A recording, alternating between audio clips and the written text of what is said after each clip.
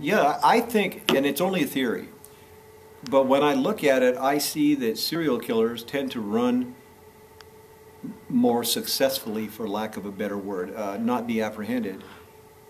In American culture, primarily because it's an individualistic culture.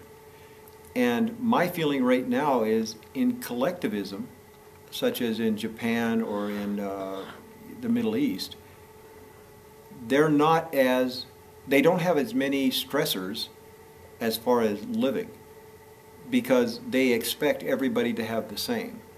But in an individualistic country like here or in England, there's a lot of pressure for you to perform. And when people do not perform to a certain level, then the stressors will take over.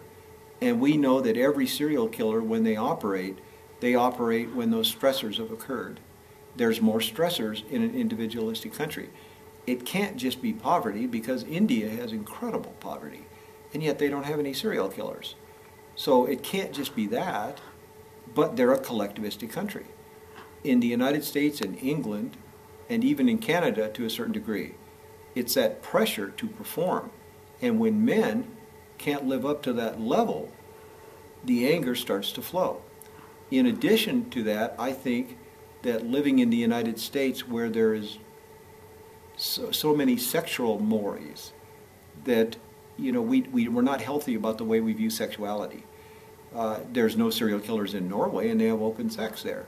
And they have legalized prostitution and legalized drugs. Well, they don't have it there because they don't have all the hang-ups that we tend to have as Americans about sex.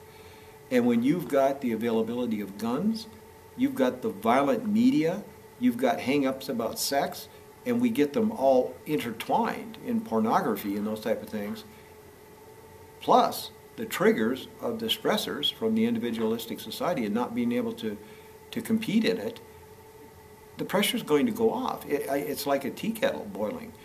The pressure's got to go somewhere. And if you just plug up the hole on the teapot, it's going to blow up the teapot eventually.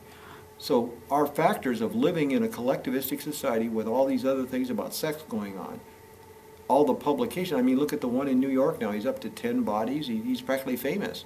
The Craigslist killer. These people feel like nobody. And the way that they can become famous is to become notorious. They're somebody, even if they're a killer. In collectivistic countries, they don't need that. They don't need to be an individual. They need the group to survive. So I think it's a complex issue that brings in collectivism, and it brings in the pornography issue and the sex issues, how we view sex in this country. It's not healthy.